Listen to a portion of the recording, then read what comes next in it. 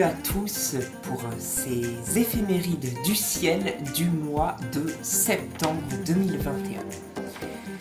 Donc dans cette vidéo, au programme de ces éphémérides, nous allons vous parler de plusieurs événements, dont notamment deux oppositions, celle tout d'abord de l'astéroïde Pallas, mais aussi de la planète Neptune, et puis d'autres événements comme par exemple l'éclat de l'étoile variable Mira qui est à son maximum en ce mois de septembre. Dans un second temps, nous commenterons l'activité solaire du mois précédent, donc du mois d'août. Et ensuite, nous allons détailler la visibilité de chaque planète du système solaire. Tout d'abord, nous souhaitons la bienvenue à Mathieu, notre astronome amateur dans le 49. Et donc notre chroniqueur. Et pour commencer, nous allons tout d'abord partir vers ces premiers événements qui se déroulent le 11 septembre. C'est l'opposition de l'astéroïde de Pallas. Donc Mathieu, peux-tu nous donner quelques détails sur cette opposition ? Oui, alors évidemment l'opposition d'un astéroïde, c'est toujours le meilleur moment pour tenter de partir à son observation. Mais les astéroïdes, c'est pas forcément ce qu'il y a de plus intéressant à observer parce que c'est petit, c'est loin, et donc fatalement c'est peu lumineux, et en plus de ça, il n'y a pas grand-chose à observer. Mais c'est malgré tout un défi qu'il est toujours intéressant de tenter. Alors dans le cas de Pallas, si vous tentez de la chercher de façon manuelle, c'est-à-dire que vous avez un instrument sans go-to, sachez d'abord que l'observation à l'œil nu de Pallas est totalement à proscrire. Vous ne verrez absolument rien. C'est un objet qui est trop faible pour pouvoir être vu à l'œil nu parce qu'il est un peu trop lointain et surtout beaucoup trop petit. Donc, en plein milieu de la nuit, puisque nous sommes donc en période d'opposition, c'est là donc qu'elle va se trouver au plus haut dans le ciel. Et à ce moment-là, elle se situe au-dessus, à gauche, de la planète Jupiter. Donc, à la croisée des constellations du Verseau et du Poisson. À mi-chemin entre Jupiter et l'étoile Algénib, d'ailleurs, et un peu au-dessus, à droite, de la planète Neptune. Alors Neptune, c'est pareil, c'est un astre qui est très difficile à observer aussi. Là, en l'occurrence, elle est même encore moins lumineuse que Pallas. Par contre, l'avantage de Neptune, c'est que quand on zoome un peu, on peut voir quelque chose. C'est vraiment faible, mais on voit quelque chose, alors que Pallas, on ne verra rien du tout. Alors parlons-en d'ailleurs un petit peu de cette magnitude et de ce diamètre apparent. Alors la magnitude apparente de Pallas, elle est d'environ 8,5, mais lors d'opposition périhélique, c'est-à-dire vraiment au plus près de la Terre et du Soleil, très favorable donc, elle peut atteindre la 6e magnitude. Inversement, lorsqu'elle s'éloigne de la Terre, sa luminosité chute jusqu'au-delà de la 10e magnitude. Donc c'est vraiment le moment idéal pour l'observer. Il y a encore plus idéal, si vous voulez, des oppositions périhéliques où elle atteint la 6e magnitude, où elle serait presque à la limite de la visibilité à l'œil nu. Mais voilà, actuellement elle est de magnitude 8,5, il va falloir s'en contenter. Donc on peut observer Pallas avec une paire de jumelles, ce sera suffisant, même modeste, et dans un télescope, bien évidemment. Alors, on parlait tout à l'heure du diamètre angulaire. Est-ce qu'on peut voir quelque chose de Pallas autre qu'un simple point lumineux, un point stellaire? Ça va être très, très difficile, pour ne pas dire quasi impossible, en fait. En tant qu'étoile, elle est perceptible donc dans une modeste paire de jumelles, mais ne comptez pas voir son diamètre apparent, car au mieux, il n'atteint qu'à grand-peine 0,6 secondes d'arc. Mais actuellement, donc pour cette opposition de septembre 2021, je rappelle qu'on n'est pas dans une opposition très favorable, c'est-à-dire une opposition périhélique, donc elle est un petit peu plus loin de nous, donc elle est un petit peu moins grosse. Donc là, il faut compter plutôt sur un diamètre apparent qui est de l'ordre de 35 secondes d'arc aux alentours environ. Alors, ça veut dire quoi? Ça veut dire qu'en fait, eh bien, ce n'est qu'à la portée de très grandes optiques sous un ciel parfait. Là, il va falloir compter sur un télescope d'au moins 350, voire 400 millimètres pour tenter de voir quelque chose d'à peine plus gros que le disque d'Airy d'une étoile.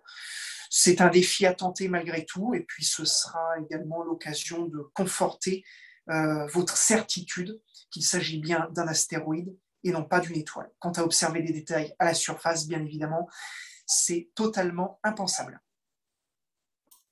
Voilà, d'accord. Donc merci Mathieu pour ces informations que tu nous donnes. Mais c'est toujours une observation à tenter, notamment si c'est visible aux jumelles. C'est à portée de tout le monde. Pour ce qui est du 13 septembre, c'est l'éclat de l'étoile variable Mira qui est à son maximum. Alors Mathieu, peux-tu déjà nous préciser à quel endroit dans le ciel on peut déjà trouver Mira? Eh bien, en fait, on le sait grâce à son nom.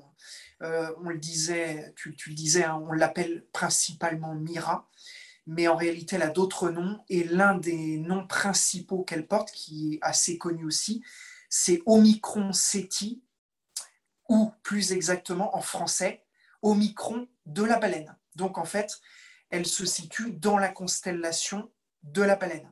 Alors elle n'est pas évidente à repérer, sauf quand évidemment elle est à son maximum de luminosité. Elle n'est pas évidente à repérer parce qu'elle se situe, la baleine c'est une région du ciel où il y a quand même peu de repères stellaires pour arriver à localiser un astre. Donc référez-vous à une carte du ciel, mais évidemment si vous avez une GoTo et que vous ayez un télescope, eh bien ce sera d'autant plus facile. Euh, En fait, Mira, c'est une étoile géante rouge. Une étoile géante rouge variable. C'est-à-dire qu'en fait, sa luminosité. Alors, c'est-à-dire qu'en fait, Mira, c'est une étoile qui est très vieille, qui est un petit peu plus massive que le Soleil, mais qui est surtout beaucoup plus grosse, qui est arrivée en fin de vie et qui fait un petit peu comme une ampoule, en fait, hein, quand elle arrive en fin de vie également, qu'elle est sur le point de griller. Et bien, cette ampoule, en général, on le voit parce qu'elle commence à avoir une luminosité très erratique et elle clignote, si vous voulez. Ben, les étoiles, c'est à peu près pareil. Quand elles arrivent en fin de vie, elles commencent à devenir plus variables dans leur luminosité. Et alors, dans le cas de Mira, c'est quand même assez extrême parce que la luminosité de Mira peut varier du minimum de la magnitude plus 10 jusqu'au maximum la magnitude plus 2. C'est énorme. Pour concrétiser en fait ces chiffres, la magnitude plus 2, c'est parfaitement visible à l'œil nu. Par contre, la magnitude plus 10, ça devient hors de portée même d'une solide paire de jumelles. Donc là, il faut carrément un télescope pour arriver à voir Mira. Alors là, pour montrer en plus de ça que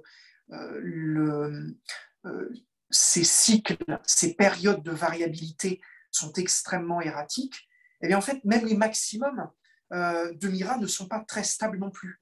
Alors, on le disait, le maximum ultime de luminosité de Mira, c'est plus 2.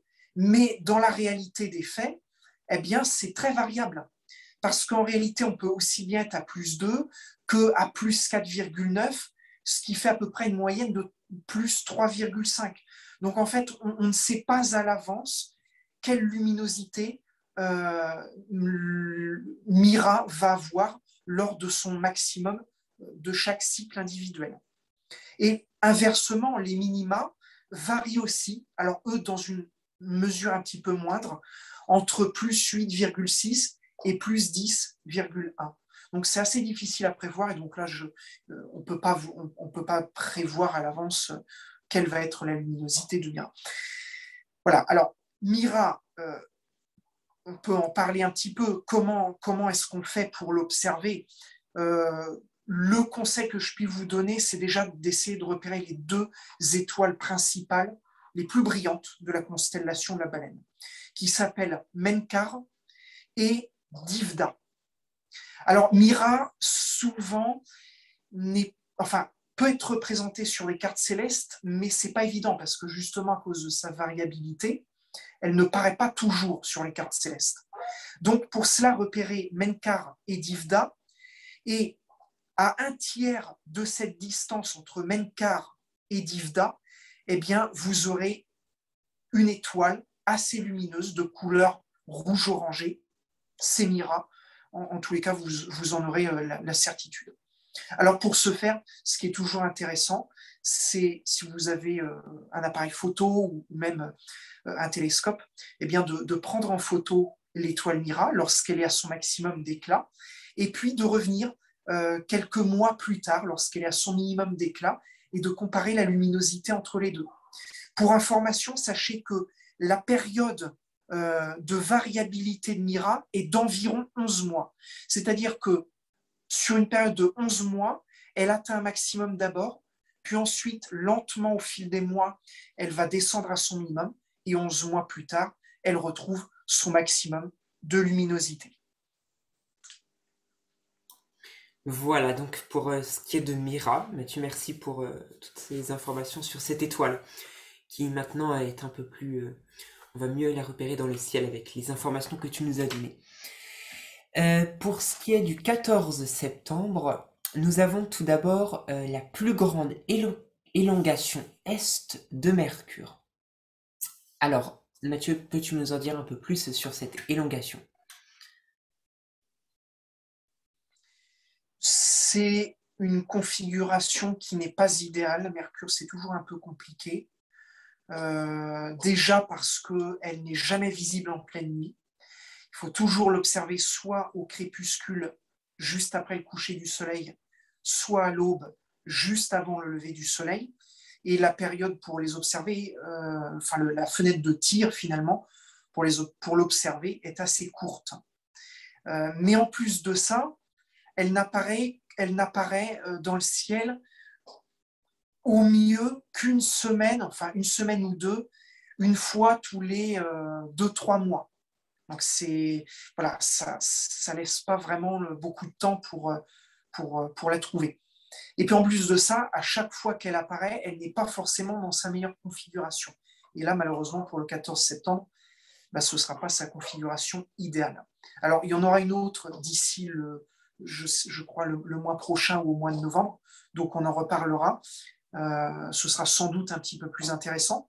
Mais en tout cas, si vous voulez tenter l'observation de Mercure malgré tout, au moins à l'œil nu, parce que là, la qualité au télescope ne sera pas formidable, eh bien, sachez que là, elle est du crépuscule, donc à observer le soir.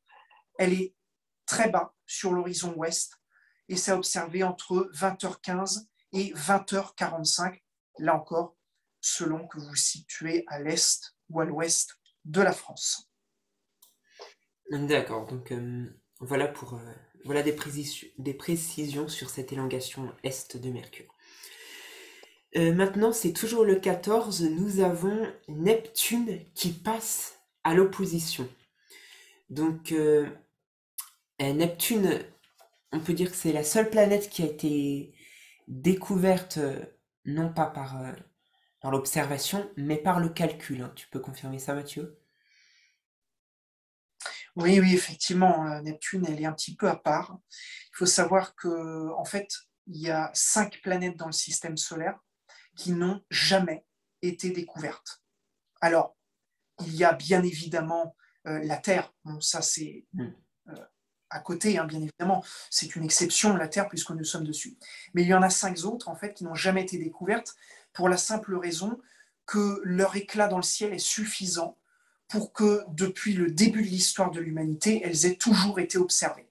Donc, il s'agit de Mercure, de Vénus, de Mars, de Jupiter et de Saturne. Alors, la raison est très simple, parce qu'elles brillent toutes suffisamment dans le ciel et parce qu'elles sont soit assez proches de nous pour ce faire, soit elles sont assez grosses. C'est le cas de Jupiter et Saturne qui commencent pourtant à être lointaines.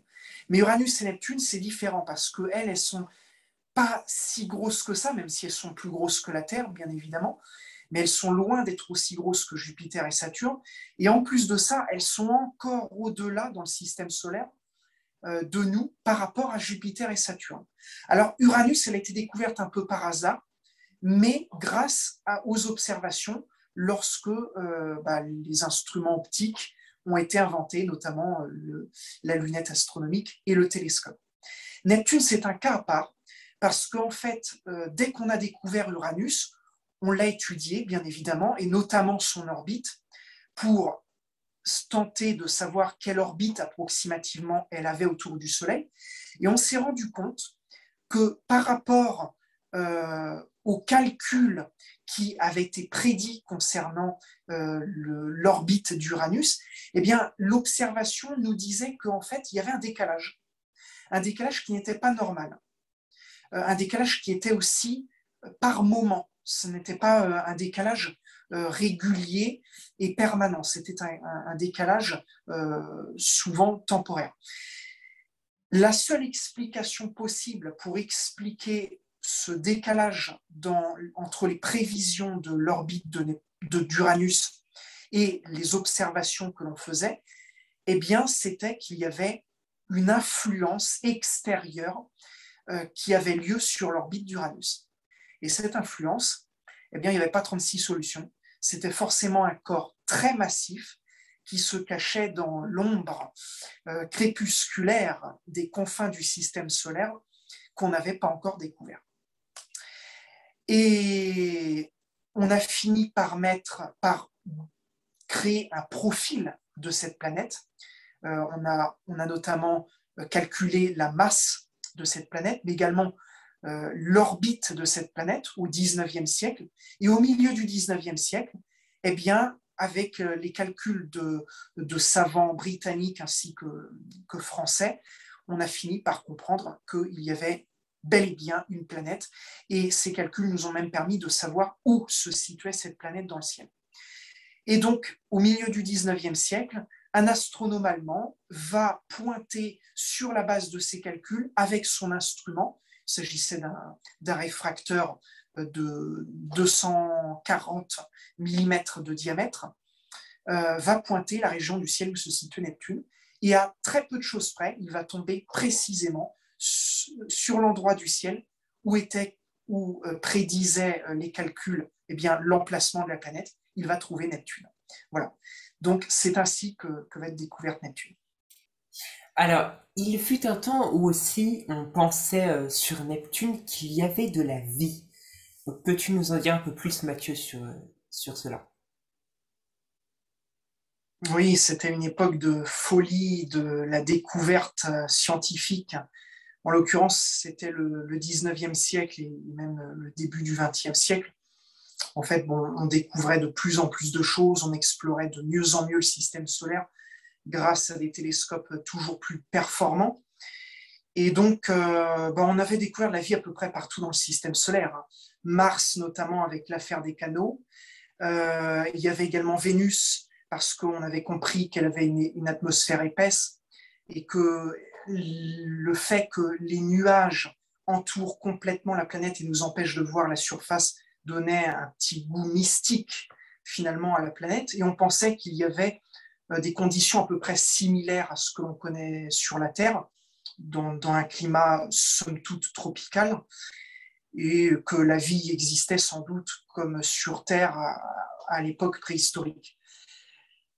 Mais on imaginait aussi la vie sur les planètes lointaines dans le système solaire, et c'était le cas d'Uranus et Neptune, parce que pour situer le contexte, pendant tout le 19e siècle et même le début du 20e siècle, on s'imaginait qu'Uranus et Neptune étaient des planètes telluriques, c'est-à-dire des planètes rocheuses comme la Terre.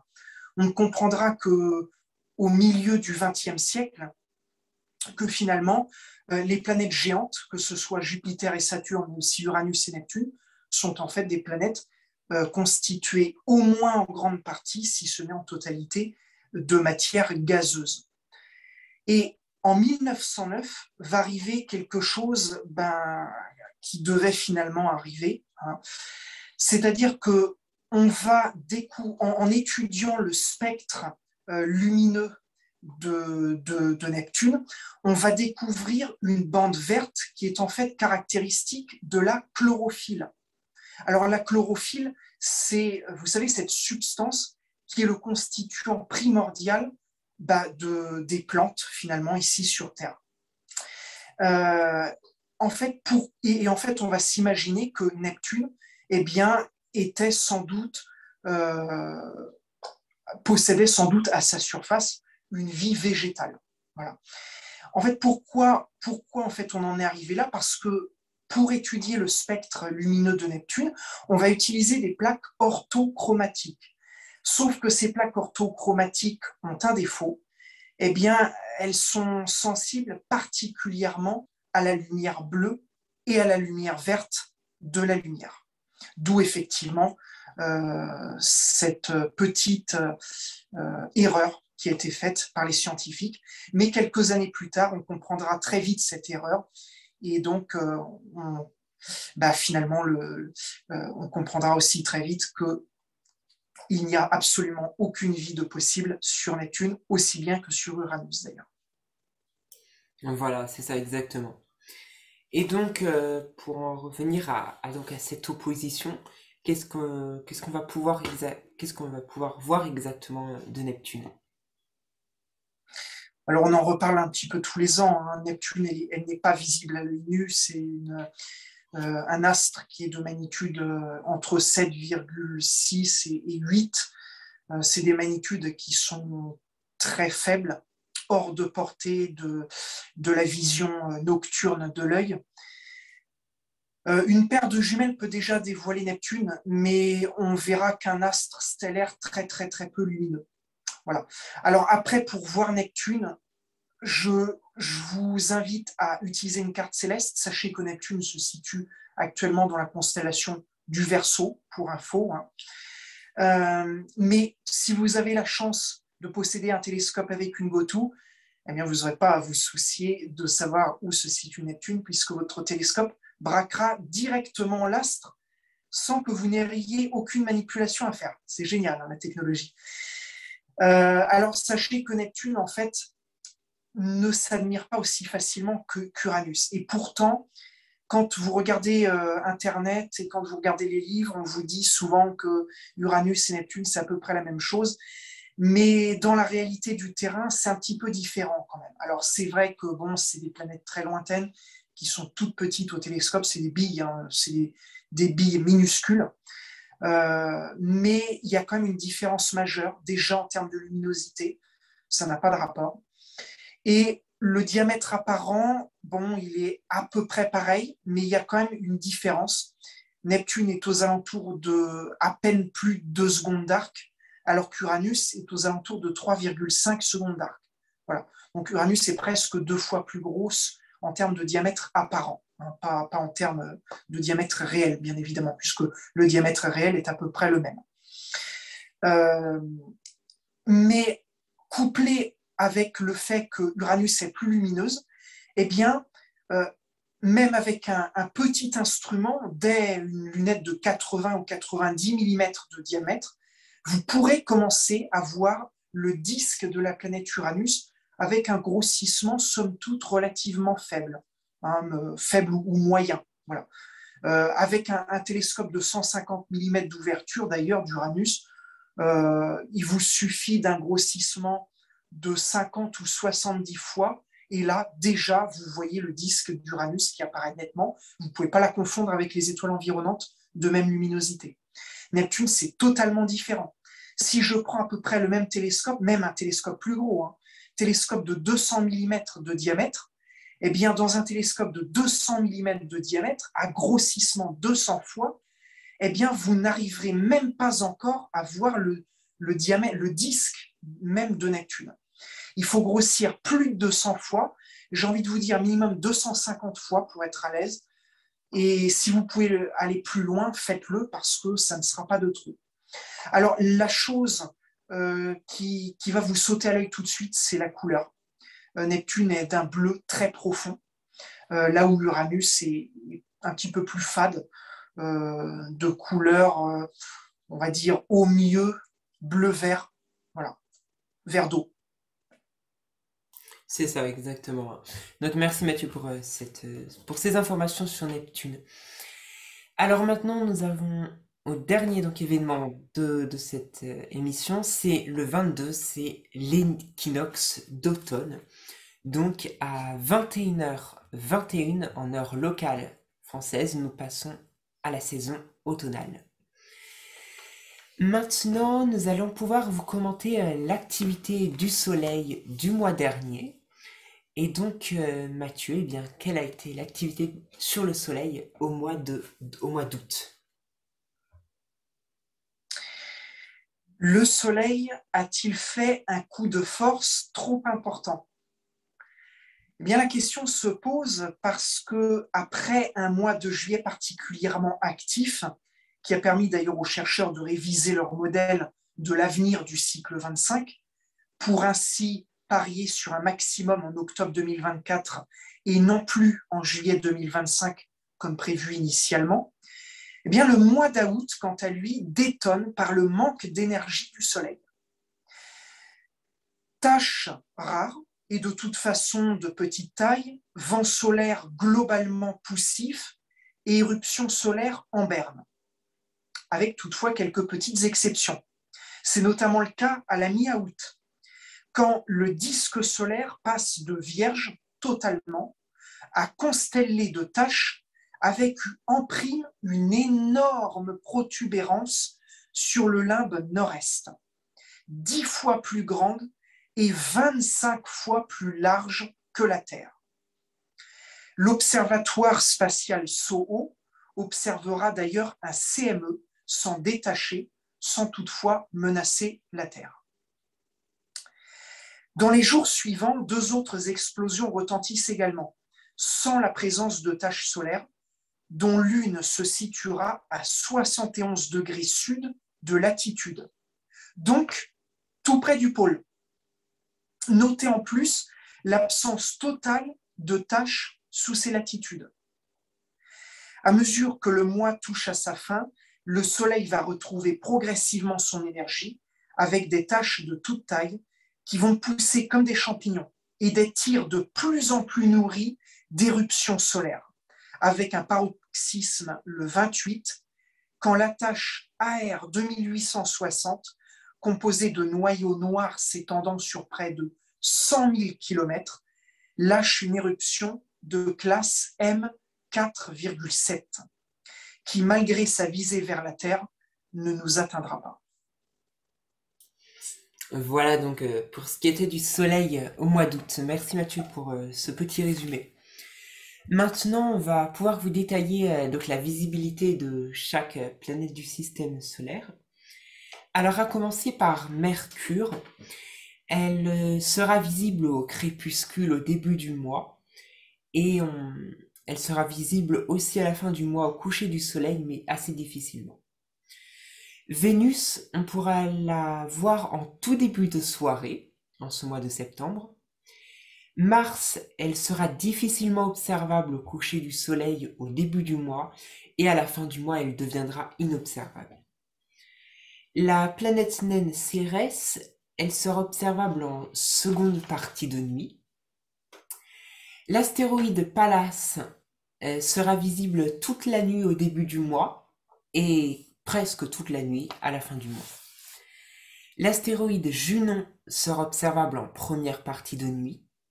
Et l'astéroïde Vesta sera observable en début de nuit au début du mois et deviendra inobservable à la fin du mois. Jupiter, on pourra l'observer toute la nuit au début du mois de septembre et elle sera observable pratiquement toute la nuit à la fin du mois.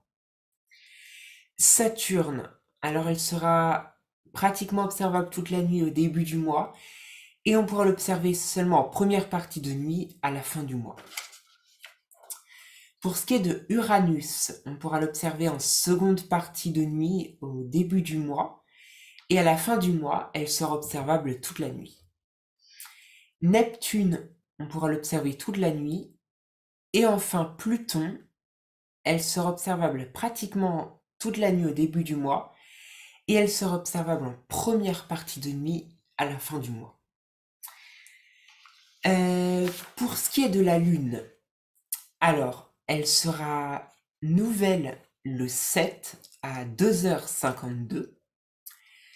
Le 11 à midi 05, la lune sera au périgée. Le 13 à 22h39, c'est le premier quartier de la lune qui sera visible. Le 21 à 1h55, c'est la pleine lune. Le 26 à 23h44, la lune est à l'apogée. Et enfin, le 29 à 3h57, c'est le dernier quartier de la lune qui sera visible. Donc voilà pour ces détails sur la visibilité des corps principaux du système solaire. Et avant de clore notre émission, eh bien, Mathieu, tu vas nous présenter ta photo du mois. Donc, vers quoi on va se diriger pour cette photo? Alors en fait, c'est une séance que j'ai réalisée donc le 6 septembre, à l'occasion de laquelle eh bien, j'ai tiré le portrait, entre autres, de la planète Jupiter. Alors il y avait un phénomène intéressant qui s'y produisait notamment, c'était le transit de Io et le passage également de l'ombre de la Lune de Jupiter sur le disque de la planète. Alors c'est l'objet non pas d'une, mais de deux photos. La première étant en fait ce que vous voyez, c'est la Lune Io qui fait un peu l'appendice de Jupiter, qui sortait en fait de devant le disque de Jupiter. Et sur le disque de Jupiter en arrière-plan, ce que vous voyez en fait, c'est l'ombre noire de la Lune. Et au-dessus, eh bien, vous remarquez qu'il y a une tache de couleur orangée. Ça vous dit quelque chose? Eh bien oui, c'est la grande tache rouge de Jupiter. Alors, quelques dizaines de minutes plus tard, donc, j'ai réalisé donc plusieurs séances vidéo que j'ai ensuite passées sous traitement, qui m'ont fait sortir plusieurs photos. Et donc, je vous montre la première, l'une des premières photos que j'ai réalisées lors de cette séance. Et la deuxième, c'est l'une des dernières photos que j'ai réalisées lors de cette séance. Donc là, la Lune Io s'était éloignée de Jupiter. L'ombre n'était plus non plus sur la planète. On voit que la grande tache rouge s'est également déplacée. Elle est en train de passer de l'autre côté du disque de Jupiter. Et on voit également de nombreux détails à la surface de Jupiter, notamment sur les bandes nuageuses de la planète. Juste pour information, ces photos ont été réalisées à partir d'un télescope Newton de 150 mm d'ouverture sur monture motorisée HEQ5. C'est l'un des deux télescopes là, que vous voyez derrière moi en arrière-plan. Voilà. Celui le plus au fond. C'est ça. Ben, d'accord, en tout cas, très jolie photo. Merci Mathieu de nous avoir présenté cette magnifique image. Alors merci à tous de nous avoir suivis pour cette émission, pour ces éphémérides du mois de septembre 2021. Nous vous donnons rendez-vous donc bien sûr pour le mois prochain, pour octobre. Et en octobre, pour vous citer quelques événements, nous parlerons notamment d'élongation, encore une fois, de Mercure, mais aussi de Vénus. Donc, en tout cas, n'hésitez pas à liker notre vidéo, à laisser des commentaires, à laisser aussi un pouce j'aime. Et fouillez aussi le contenu de notre chaîne, vous trouverez sûrement d'autres contenus très intéressants. D'ici là, restez à l'écoute et nous vous souhaitons un bon ciel à tous et à toutes.